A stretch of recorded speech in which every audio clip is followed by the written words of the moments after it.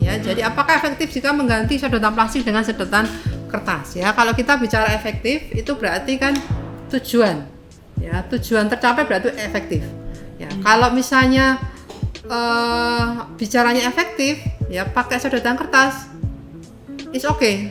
Ya, berarti tujuan tercapai karena kertasnya tinggal digulung, kita pakai sedotan, airnya bisa masuk dari gelas ke ruangan kita.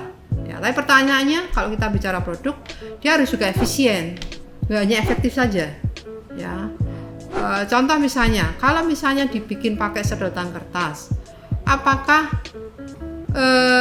pembuatannya itu justru malah memberikan beban ke lingkungan? Karena berarti dia harus pakai raw material, harus pakai bahan mentah.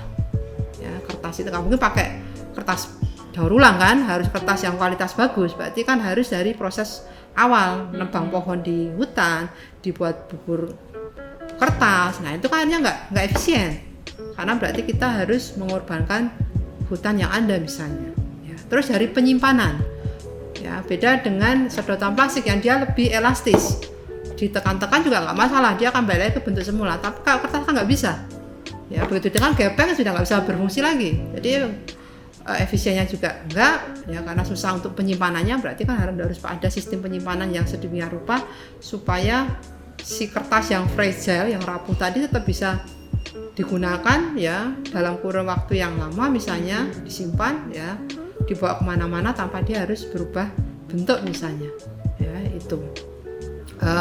Kemudian keawetan juga, ya apakah usianya bisa lama, terus dipakai berkali-kali bisa atau sekali pakai dan seterusnya. Jadi harus dilihat ya efisien dan efektif, Bu.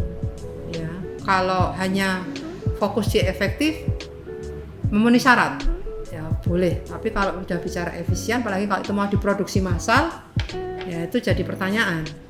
Ya, karena tadi berarti harus butuh banyak kayu, ya.